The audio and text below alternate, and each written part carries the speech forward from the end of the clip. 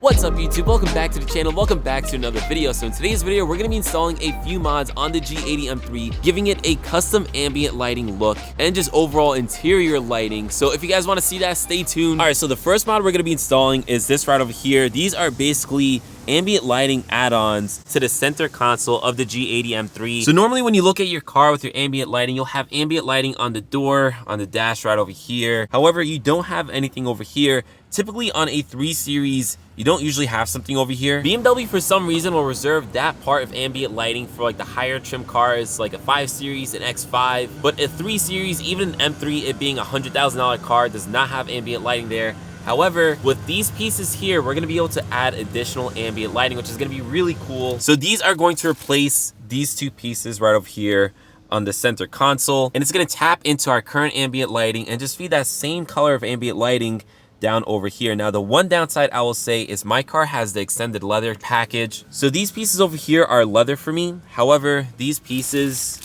are just plain black plastic. So kind of a downgrade in a way, but I'm okay with that to get that additional ambient lighting. And also, if I ever want to resell this car, it'll be nice to have these things in good condition because over time I can see these getting like beat up. Either way, we'll be losing that, but we will be gaining the ambient lighting down over here on both sides. All right, so to install those pieces, the first thing we have to do is basically lift up this center console piece. So to that, we have to get to this piece first and then unclip all of this, undo a few Torx screws, and then we should be able to pop off the actual current OEM side pieces and get the new ones installed.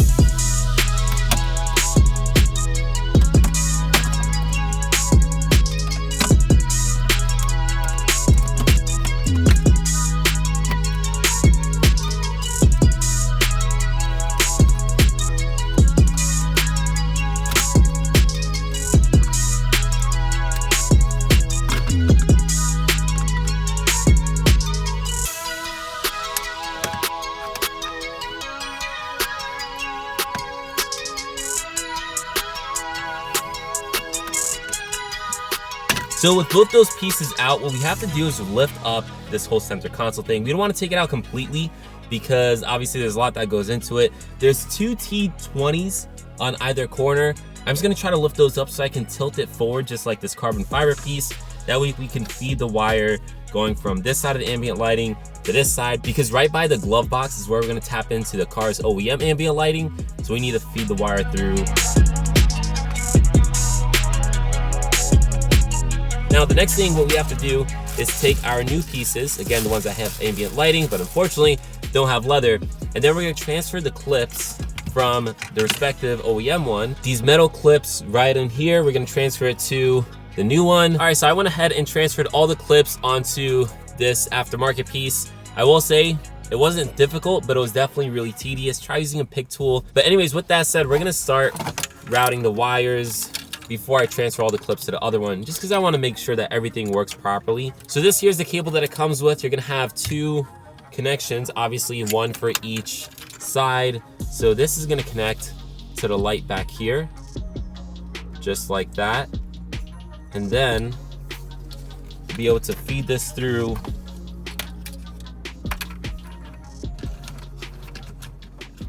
So I was trying to neaten this up, and as I was doing it, the connection kept on coming loose. So I'm gonna take some electrical tape, and I'm basically gonna tape up where the light meets the connection, because otherwise I feel like I might be driving and it's just gonna fall off, which would really suck.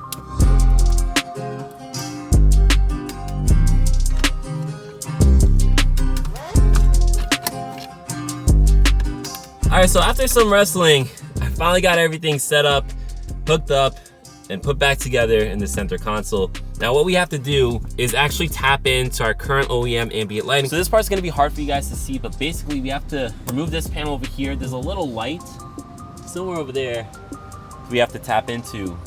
So let's try to do that. So I was blocking the camera, so I just skipped to this part over here. I dropped that panel right there, guys. The next thing we wanna do is take our connection here, disconnect this from this light, just like that. We'll connect this, then we'll connect it into this part of our aftermarket connection.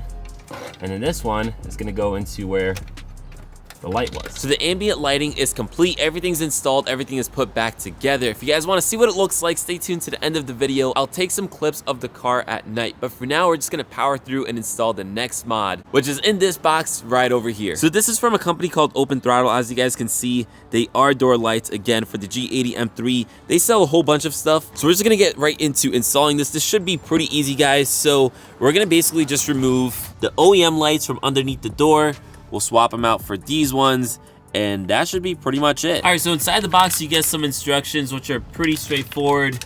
You get the actual lights, of course, one for each side. And then you get this like little tiny flathead screwdriver, which is gonna help you pry out the OEM lights. So let's try to do that. All right, so not too bad. You can also use a trim tool if you want. After you have the light out, you should just be able to disconnect it pretty easily. Just like that. So now we're just gonna plug the new one in. And it should just be a matter of sliding this in by where it connects first, and then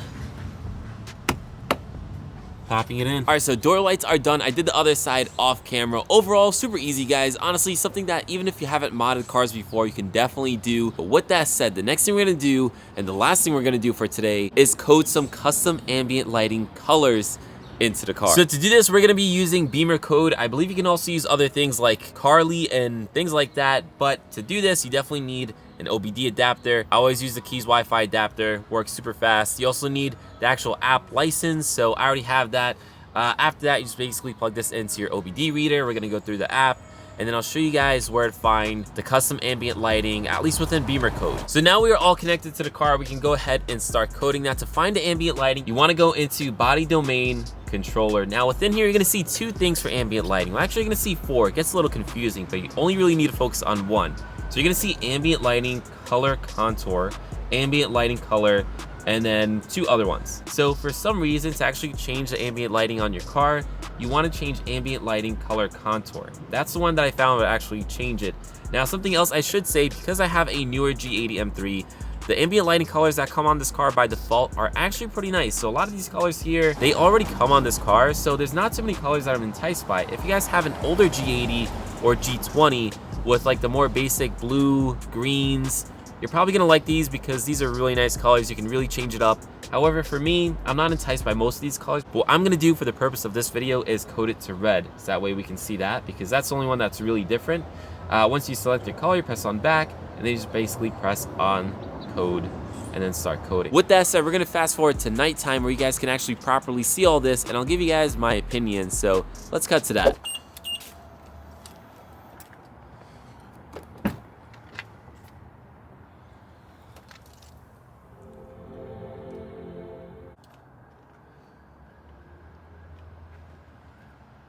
Alright guys, so obviously it is nighttime, so we can finally see what these lighting mods look like. So right off the bat, I can say the door lights, they actually look a lot better than I expected. It's very clear, it has a cool design.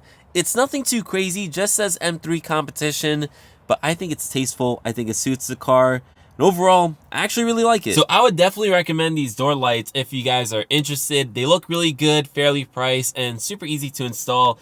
Now, the next thing that I'm looking at is that ambient lighting addition to the center console.